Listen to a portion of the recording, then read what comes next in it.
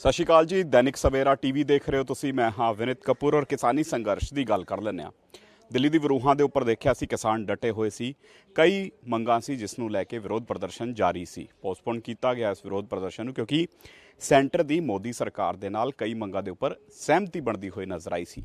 ਇन्हीं ਮੰਗਾਂ ਦੇ ਵਿੱਚ ਇੱਕ ਵੱਡਾ ਮਸਲਾ ਸੀ MSP ਦਾ ਕਿ MSP ਨੂੰ ਲੈ ਕੇ ਕਮੇਟੀ ਬਣਾਈ ਜਾਏ ਤਾਂ ਕਿ ਕਿਸਾਨ ਜਿਹੜੇ ਨੇ ਉਹਨਾਂ ਨੂੰ ਉਹਨਾਂ ਦੀ ਫਸਲਾਂ ਦਾ ਪ੍ਰੋਪਰ ਮੁੱਲ ਜਿਹੜਾ ਉਹ ਮਿਲ ਸਕੇ। ਰਮਿੰਦਰ ਸਿੰਘ ਪਟਿਆਲਾ ਸਾਡੇ ਨਾਲ ਨੇ, ਗੱਲਬਾਤ ਕਰ ਲੈਂਦੇ ਹਾਂ।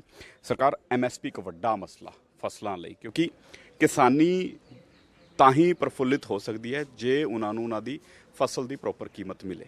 MSP ਇੱਕ ਵਧੀਆ ਆਪਸ਼ਨ ਸੀ।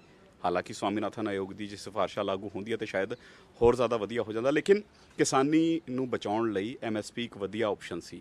ਇਸ ਨੂੰ ਲੈ ਕੇ ਸੈਂਟਰ ਨਾਲ ਗੱਲਬਾਤ ਵੀ ਹੋਈ।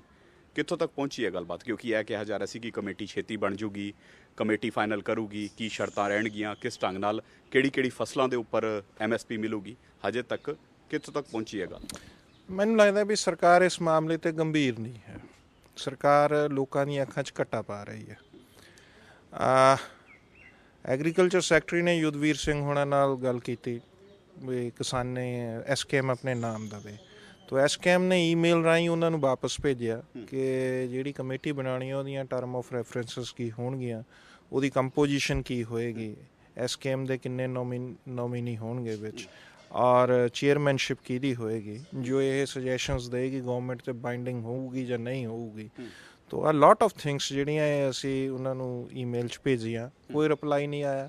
ਰਿਪੀਟ ਕੀਤੀਆਂ, ਫਿਰ ਕੋਈ ਰਿਪਲਾਈ ਨਹੀਂ ਆਇਆ ਤਾਂ ਉਹ ਪਬਲਿਕ ਡੋਮੇਨ 'ਚ ਵੀ ਲੈ ਆਉਂਦੀ। ਇਹ ਈਮੇਲ ਅਸੀਂ ਜਿਹੜੀ ਉਹਨਾਂ ਨੂੰ ਭੇਜੀ ਹੈ ਐਗਰੀਕਲਚਰ ਸੈਕਟਰੀ ਨੂੰ, ਉਹ SKM ਨੇ ਆਪਣੀ ਪ੍ਰੈਸ ਰਿਲੀਜ਼ ਦੇ ਵਿੱਚ ਪਬਲਿਕ ਡੋਮੇਨ ਨੂੰ 30 ਮਾਰਚ ਤੋਂ ਬਾਅਦ ਲੈ ਆਉਂਦੀ। तो फिर भी नरेंद्र तोमर साहब कह रहे हैं भी नाम भेजो। ਜਾਂ ਤਾਂ ਸਰਕਾਰ ਚੱਲ ਕਿਵੇਂ ਰਹੀ ਹੈ ਜਾਂ ਕਿੰਨੀ ਕੁ ਗੰਭੀਰ ਇੱਥੋਂ ਪਤਾ ਲੱਗਦਾ ਕਿ ਐਗਰੀਕਲਚਰ ਸੈਕਟਰੀ ਤੇ ਐਗਰੀਕਲਚਰ ਮਿਨਿਸਟਰ ਦੇ ਵਿੱਚ ਕੋਈ ਤਾਲਮੇਲ ਨਹੀਂ ਹੈ। ਤਾਂ ਸਿਰਫ ਅੱਖਾਂ 'ਚ ਘੱਟਾ ਪਾਉਣ ਲਈ ਹੈ। MSP ਤੋਂ ਹੇਠਾਂ ਦੇਸ਼ 'ਚ ਸਾਰੀਆਂ ਫਸਲਾਂ ਵਿਕ ਰਹੀਆਂ ਨੇ। ਇੰਟਰਨੈਸ਼ਨਲ ਮਾਰਕੀਟ 'ਚ ਕਣਕ ਦਾ ਪ੍ਰਾਈਸ ਕਿੱਥੇ ਗਿਆ ਹੋਇਆ। ਪੈਟਰੋਲ ਦੀਆਂ ਕੀਮਤਾਂ ਡੀਕੰਟਰੋਲ ਕਰਕੇ ਜਿਸ ਹਿਸਾਬ 'ਚ ਵੱਧਦੀਆਂ ਨੇ ਜੀ, ਤਾਂ 100 ਤੋਂ ਉੱਪਰ ਪੈਟਰੋਲ ਡੀਜ਼ਲ ਪਹੁੰਚਿਆ ਹੋਇਆ ਤੇ 4100 ਨੂੰ ਕਣਕ ਵਿਕਦੀ ਹੈ। 2015 ਨੂੰ ਵੇਚ ਰਹੇ ਨੇ ਸਾਡੇ ਕਿਸਾਨ। ਤਾਂ ਸਰਕਾਰ ਨੂੰ ਤਾਂ ਬੋਨਸ ਐਲਾਨ ਕਰਨਾ ਚਾਹੀਦਾ ਇਹਦੇ ਉੱਪਰ, ਠੀਕ ਹੈ। ਪ੍ਰਕਿਓਰ ਕਰਕੇ ਲੋਕਾਂ ਲਈ ਸਸਤੇ ਰਾਸ਼ਨ ਦਾ ਪ੍ਰਬੰਧ ਕਰਨਾ ਚਾਹੀਦਾ। ਸਰਕਾਰ ਉਸ ਪਾਸੇ ਨਹੀਂ। ਛੋਲਿਆਂ ਦੀ ਕੀਮਤ ਘੱਟ ਮਿਲ ਰਹੀ ਹੈ, ਜਵਾਰ ਦੀ ਕੀਮਤ ਘੱਟ ਮਿਲ ਰਹੀ ਹੈ, ਮੱਕੀ ਦੀ ਘੱਟ ਮਿਲ ਰਹੀ ਹੈ। ਸਾਰੀਆਂ ਫਸਲਾਂ ਦੀ ਇਹੀ ਹਾਲਤ। ਉੜਦ ਦੀ ਦਾਲਾਂ ਦੀ ਕਿਸੇ 'ਤੇ ਵੀ MSP ਨਹੀਂ ਮਿਲ ਰਹੀ, ਘੱਟ ਮਿਲ ਰਹੀ ਹੈ। ਔਰ ਖੁਦ ਗੌਰਮੈਂਟ ਦੇ ਟੇਬਲ ਤੋਂ ਪੜ੍ਹ ਕੇ ਮੈਂ ਇਹ ਪੜ੍ਹਿਆ ਹੈ, ਦੱਸ ਰਿਹਾ ਤੁਹਾਨੂੰ। ਜਦੋਂ ਇਹ ਸਾਰਾ ਕੁਝ ਘੱਟ ਮਿਲ ਰਿਹਾ ਤਾਂ ਸਰਕਾਰ ਐਵੇਂ ਡੰਗ ਟਪਾ ਰਹੀ ਹੈ। ਸਰਕਾਰ ਦਾ ਮਕਸਦ ਸਿਰਫ ਤੇ ਸਿਰਫ ਪ੍ਰੋ ਕਾਰਪੋਰੇਟ ਪਾਲਿਸੀਜ਼ ਨੂੰ ਅੱਗੇ ਵਧਾਉਣਾ। ਔਰ ਨੀਤੀ ਆਯੋਗ ਦਾ ਤਾਂ ਬਿਆਨ ਵੀ ਉਸ ਬੰਦੇ ਦਾ ਆ ਗਿਆ ਹੈ, ਉਹਨਾਂ ਦੇ RK ਸਾਹਿਬ ਦਾ ਬਿਆਨ ਹੈ ਕਿ ਆਮਦਨ ਦੁੱਗਣੀ ਕਰਨ ਲਈ ਸਰਕਾਰ ਕੋਲੇ ਆਮਦਨ ਦੁੱਗਣੀ ਕਰਨ ਦਾ ਇੱਕੋ ਫਾਰਮੂਲਾ ਪ੍ਰੋ ਕਾਰਪੋਰੇਟ ਖੇਤੀ ਮਾਡਲ। ਸਾਡੇ ਕੋਲੇ ਫਾਰਮੂਲਾ ਆ MSP legal guarantee with procurement, ਠੀਕ ਹੈ। C2 + 50%, ਠੀਕ। ਸਾਡਾ ਫਾਰਮੂਲਾ ਇਹ ਹੈ। ਇਸ ਫਾਰਮੂਲੇ ਤੋਂ ਬਗੈਰ ਕਿਸਾਨ ਦੀ ਆਮਦਨ ਦੁੱਗਣੀ ਨਹੀਂ ਹੋ ਸਕਦੀ। ਇਹ ਫਾਰਮੂਲਾ ਲਾਗੂ ਕਿੱਦਾਂ ਹੋਊਗਾ? ਤੁਸੀਂ ਆਪ ਕਹਿ ਰਹੇ ਹੋ ਸਰਕਾਰ ਡੰਗ ਟਪਾ ਰਹੀ ਹੈ। 2024 ਦੀ ਚੋਣਾਂ ਕਾਫੀ ਨੇੜੇ ਨੇ। ਪ੍ਰੈਸ਼ਰ ਮੇਨਟੇਨ ਕਰਨ ਦਾ ਦੁਬਾਰਾ ਤੋਂ ਕੰਮ ਕਰੂਗਾ SKM ਨੇ ਆਪਣਾ ਸਟਰਗਲ ਸ਼ੁਰੂ ਕਰ ਦਿੱਤਾ। 11 ਤੋਂ 17 ਅਪ੍ਰੈਲ ਤੱਕ ਪ੍ਰੋਪੇਗੈਂਡਾ ਵੀਕ ਮਨਾਇਆ ਅਸੀਂ। ਤੋ ਸੰਘਰਸ਼ ਦੀ ਲਾਮਬੰਦੀ ਵੱਲ ਨੂੰ ਕਦਮ ਪੁੱਟੇ ਜਾ ਰਹੇ ਨੇ। ਔਰ ਇਹ ਜਿਹੜੀ ਇੱਕ ਮੂਵਮੈਂਟ 3 ਕਾਨੂੰਨਾਂ ਦੇ ਖਿਲਾਫ ਬੇਸਿਕਲੀ ਜਿਹੜੀ ਮੂਵਮੈਂਟਸ ਜਿਹਨੇ MSP ਦੇ ਸਵਾਲ ਨੂੰ ਵੀ ਕਲਾਵੇ 'ਚ ਲੈ ਕੇ ਸਾਰੇ ਦੇਸ਼ ਨੂੰ ਜਗਾਇਆ। ਤੋ ਪੰਜਾਬ ਦੀ ਕਿਸਾਨੀ ਇਸ ਮਾਮਲੇ ਨੂੰ ਰੀਅਲ ਰੂਪ 'ਚ ਫਿਰ ਅੱਗੇ ਵਧਾਊਗੀ। ਅੱਜ ਦੀ ਚੰਡੀਗੜ੍ਹ ਦੀ ਇਹ ਮੀਟਿੰਗ ਉਸ ਪਾਸੇ ਦੇ ਹੀ ਇੱਕ। ਤੁਹਾਨੂੰ ਲੱਗਦਾ ਕਿ ਹੁਣ ਉਸ ਤਰ੍ਹਾਂ ਦਾ ਪ੍ਰੈਸ਼ਰ ਮੇਨਟੇਨ ਹੋ ਪਾਊਗਾ, ਉਸ ਤਰ੍ਹਾਂ ਦਾ ਇਕੱਠ ਦੁਬਾਰਾ ਤੋਂ ਹੋ ਪਾਊਗਾ ਜਿਸ ਤਰ੍ਹਾਂ ਦਾ ਇਕੱਠ ਪਹਿਲਾਂ ਵੇਖਣ ਨੂੰ ਮਿਲਿਆ ਸੀ? ਦਿੱਲੀ ਦੀ ਵਰੂਹਾਂ ਨੂੰ ਜਿਸ ਢੰਗ ਦੇ ਨਾਲ ਚੌਤਰਫਾ ਘੇਰਿਆ ਗਿਆ ਸੀ, ਕਿਆ ਉਸ ਤਰ੍ਹਾਂ ਦੀ ਮੂਵਮੈਂਟ ਜਿਹੜੀ ਹੈ ਦੁਬਾਰਾ ਤੋਂ ਖੜੀ ਹੋ ਪਾਊਗੀ? ਦੇਖੋ, ਉਮੀਦ ਪੇ ਦੁਨੀਆ ਜ਼ਿੰਦਾ ਹੈ ਭਾਈ। ਲੇਕਿਨ ਸਰ ਇਹ ਉਮੀਦ ਤੇ ਕਹਿੰਦੇ ਆਪਣਿਆਂ ਦੇ ਵਿੱਚ ਹੀ ਵਿਖਰੇਵੇ ਜਦੋਂ ਹੋ ਜਾਣਾ ਤੇ ਫਿਰ ਉਮੀਦ ਵੀ ਘਟਦੀ ਹੋਈ ਨਜ਼ਰ ਆਉਂਦੀ ਹੈ। ਚੁਣੌਤੀਆਂ ਇਕੱਠੀਆਂ ਕਰ ਦਿੰਦੀਆਂ ਹੁੰਦੀਆਂ ਨੇ। ਪਹਿਲਾਂ ਵੀ ਪੰਜਾਬ 'ਚ 32 ਆਰਗੇਨਾਈਜੇਸ਼ਨਾਂ ਸੀ, ਤਾਂ ਹੀ ਪਤਾ ਲੱਗਿਆ ਨਾ ਵੀ 32 ਨੇ, 32 ਨਹੀਂ 33 ਨੇ। 33 ਇਕੱਠੀਆਂ ਹੋਈਆਂ ਨਾ ਜਦੋਂ ਚੁਣੌਤੀ ਆਈ, 32 ਇਕੱਠੇ ਹੋ ਕੇ ਪਲੱਸ ਉਗਰਾਹਾਂ 33 ਬਣੀਆਂ, ਚੁਣੌਤੀ ਆਈ ਤਾਂ 3 ਕਾਨੂੰਨਾਂ ਦਾ ਕਿਲਾ ਢਾਇਆ। MSP ਦਾ ਕਿਲਾ ਉਸ ਤੋਂ ਕਿਤੇ ਵੱਡਾ ਆ, ਉਹਨੂੰ ਢਾਣ ਲਈ ਵੱਡੀ ਲਾਮਬੰਦੀ ਦੀ ਜ਼ਰੂਰਤ ਔਰ ਉਹਦੇ ਲਈ ਯਤਨਸ਼ੀਲ ਆ।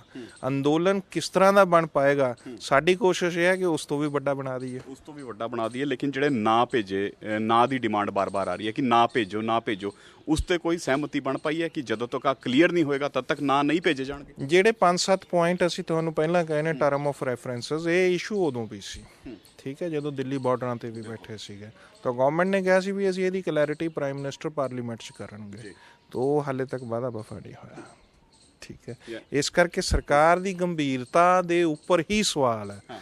ਇਹ ਸਿਰਫ ਲੋਕਾਂ ਦੀਆਂ ਅੱਖਾਂ 'ਚ ਘੱਟਾ ਪਾਉਣ ਲਈ ਕਿ ਵੀ SKM ਨਹੀਂ ਦੇ ਰਿਹਾ ਜਾਂ ਕਿਸਾਨ ਨਹੀਂ ਦੇ ਰਹੇ। ਕਿਸਾਨ ਤਾਂ MSP C2 plus 50% ਫਾਰਮੂਲੇ ਤਹਿਤ ਲੀਗਲ ਗਰੰਟੀ ਪ੍ਰੋਕਿਉਰਮੈਂਟ ਦੀ ਮੰਗਦਾ ਆ, ਕਿਸਾਨ ਤਾਂ ਇਹ ਮੰਗ ਰਿਹਾ। SKM ਦਾ ਹੁਣ ਸਟੈਂਡ ਕੀ ਹੈ? ਤਦ ਤੱਕ ਨਾ ਨਹੀਂ ਭੇਜੋਗੇ ਜਦ ਤੱਕ ਕਲੀਅਰ ਨਹੀਂ ਕਰਦੇ ਕਿ ਹਾਂ ਕਿ ਕੁਝ ਰੈਫਰੈਂਸਿਸ ਰਹਿਣੇ? ਸਟਿਲ ਜਦੋਂ ਈਮੇਲ ਭੇਜੀ ਹੋਈ ਆ ਉਹਦਾ ਜਦੋਂ ਤੱਕ ਜਵਾਬ ਨਹੀਂ ਆਉਂਦਾ ਤਾਂ SKM ਉਨੀ ਦੇਰ ਤੱਕ ਕੋਈ ਚੀਜ਼ ਵਿਚਾਰਨ ਦੀ ਪੋਜੀਸ਼ਨ ਨਾ ਫਾਈਨਲ ਕਰ ਦਿੱਤੇ ਗਏ? ਉਹ ਆਲਰੇਡੀ ਉੱਥੇ ਹੀ ਸੀਗੇ, ਦਿੱਲੀ ਮੋਰਚਿਆਂ ਤੇ ਇੱਕ ਹੋਰ ਵੱਡਾ ਮਸਲਾ ਸਾਈਲੋ ਦਾ ਮਸਲਾ ਨਿਕਲ ਕੇ ਸਾਹਮਣੇ ਆਇਆ। ਕਣਕਾਂ ਦੀ ਖਰੀਦ ਹੋ ਰਹੀ ਹੈ, ਉਸ ਦੇ ਵਿੱਚ ਸਾਈਲੋ ਇੱਕ ਨਵਾਂ ਸ਼ਬਦ ਜੁੜ ਗਿਆ। ਇਸ ਨੂੰ ਕਿੱਦਾਂ ਦੇਖਦੇ ਹੋ? ਉਸ ਤੇ ਕੀ ਹੈ ਸਟੈਂਡ SKM ਦੀ? ਅਸੀਂ ਇਸ ਮਾਮਲੇ ਤੇ ਪੋਜੀਸ਼ਨ ਬਣਾਉਣੀ ਹੈ। ਉੱਦਾਂ ਅਸੀਂ ਸਾਈਲੋ ਜਿਹੜਾ ਪ੍ਰਾਈਵੇਟ ਕਾਰਪੋਰੇਟ ਦਾ ਸਾਈਲੋ ਆ ਰਿਹਾ ਉਹਦੇ ਖਿਲਾਫ ਆ। ਹੁਣ ਇਹਨਾਂ ਨੇ ਕੀ ਕੀਤਾ ਹੈਗਾ ਕਿ FCI ਨੇ ਕਿਰਾਏ ਤੇ ਲੈ ਕੇ ਉਹਨੂੰ ਨੋਟੀਫਾਈਡ ਕੀਤਾ ਹੈਗਾ, ਤਾਂ ਇਹਦੇ 'ਚ ਕਾਰਪੋਰੇਟ ਸਰਕਾਰ ਦਾ ਨੈਕਸਸ ਹੈ, ਇਹ ਸਵਾਲ ਹੈ। ਔਰ ਇਹ ਕਿਸਾਨਾਂ ਤੇ ਮਜ਼ਦੂਰਾਂ ਦੇ ਖਿਲਾਫ ਜਾ ਰਿਹਾ ਹੈਗਾ ਆ। ਅਸੀਂ ਕਿਸਾਨਾਂ ਮਜ਼ਦੂਰਾਂ ਦੇ ਖਿਲਾਫ ਜਾਣ ਵਾਲੀ ਕਿਸੇ ਵੀ ਮੈਕਨਾਈਜੇਸ਼ਨ ਨੂੰ, ਉਸ ਨੂੰ ਅਸੀਂ ਚੰਗਾ ਨਹੀਂ। ਸਾਈਲੋ ਦੇ ਵਿੱਚ ਜਾ ਰਹੀਆਂ ਨੇ ਕਣਕਾਂ, ਹਜੇ ਵੀ ਜਾ ਰਹੀਆਂ ਨੇ, ਟਰਾਲੀਆਂ ਉੱਥੇ ਵੀ ਜਾ ਰਹੀਆਂ। FCI ਭੇਜ ਰਹੀ ਹੈ, ਉਹਨੇ ਨੋਟੀਫਾਈਡ ਕੀਤਾ। ਇਸ ਕਰਕੇ ਇਹ ਕੰਪਲੈਕਸ ਇਸ਼ੂ ਹੈ। ਇਸ ਕੰਪਲੈਕਸ ਇਸ਼ੂ ਦੇ ਸਾਰੇ ਪਹਿਲੂ ਨੇ। ਮੈਂ ਬੇਸਿਕ ਇਸ਼ੂ ਇੱਕ ਇਹ ਆ ਕਿ ਕਾਰਪੋਰੇਟ ਤੇ ਗਵਰਨਮੈਂਟ ਦਾ ਨੈਕਸਸ ਜੇ ਕਿਸਾਨਾਂ ਨੂੰ ਤੇ ਮਜ਼ਦੂਰਾਂ ਨੂੰ ਮੈਕਨਾਈਜੇਸ਼ਨ ਦੇ ਨਾਮ ਹੇਠ ਤੰਗ ਪਰੇਸ਼ਾਨ ਕਰੂਗਾ ਤਾਂ ਉਹਦੇ ਖਿਲਾਫ ਹੋਵਾਂਗੇ। ਬਿਲਕੁਲ, ਦੇਖੋ ਸਿੱਧੇ ਤੌਰ ਤੇ ਰਣਨੀਤੀ ਜਿਹੜੀ ਆ ਉਹ ਬਣਦੀ ਹੋਈ ਨਜ਼ਰ ਆ ਰਹੀ ਹੈ, ਚਾਹੇ ਇਸ ਦੇ ਵਿੱਚ MSP ਦੇ ਮਸਲੇ ਦੀ ਗੱਲ ਕਰੀਏ, ਚਾਹੇ ਇਸ ਦੇ ਵਿੱਚ ਸਾਈਲੋ ਦੇ ਮਸਲੇ ਦੀ ਗੱਲ ਕਰੀਏ। ਆਉਣ ਵਾਲੇ ਦਿਨਾਂ ਦੇ ਵਿੱਚ ਆ ਰਣਨੀਤੀ ਜਿਹੜੀ ਹੈ ਉਹ ਇੱਕ ਵੱਡੇ ਮੋਰਚੇ ਦਾ ਵੀ ਰੂਪ ਲੈ ਸਕਦੀ ਹੈ। ਵੇਖਣ ਵਾਲੀ ਗੱਲ ਰਹੇਗੀ ਆਉਣ ਵਾਲੇ ਦਿਨਾਂ ਦੇ ਵਿੱਚ ਜਿਹੜੀਆਂ ਮੰਥਨ ਬੈਠਕਾਂ ਹੁੰਦੀਆਂ ਨੇ ਉਸ 'ਚ ਕੀ ਨਿਚੋੜ ਨਿਕਲ ਕੇ ਸਾਹਮਣੇ ਆਉਂਦਾ, ਔਰ ਕੇਂਦਰ ਨੂੰ ਜਿਹੜਾ ਈਮੇਲ ਰਾਹੀਂ ਰੈਫਰੈਂਸਿਸ ਪੁੱਛੇ ਗਏ ਨੇ ਉਸ ਦਾ ਕੇਂਦਰ ਦੀ ਤਰਫੋਂ ਕੀ ਜਵਾਬ SKM ਨੂੰ ਮਿਲਦਾ ਹੈ। ਕੈਮਰਾਮੈਨ ਆਨੰਦ ਦੇ ਨਾਲ Vineet Kapoor, Dainik Savera TV, Chandigarh. All world open challenge 17 gold medalist मियां रफीक मोहम्मद, पंडित, मौलवी, बेगम, तांत्रिक, इन्हां चोरा ठग्गां तो सावधान। स्पेशलिस्ट वशीकरण, सट्टा नंबर, लव मैरिज, पति पत्नी च अनबन, विदेश च पक्का होना, कारोबार दा ना चलना, सिर्फ 31 घंटियां विच समाधान। फ्री फ्री फ्री मियां रफीक मोहम्मद। मोबाइल 84 374 94 647, 84 374 94 648।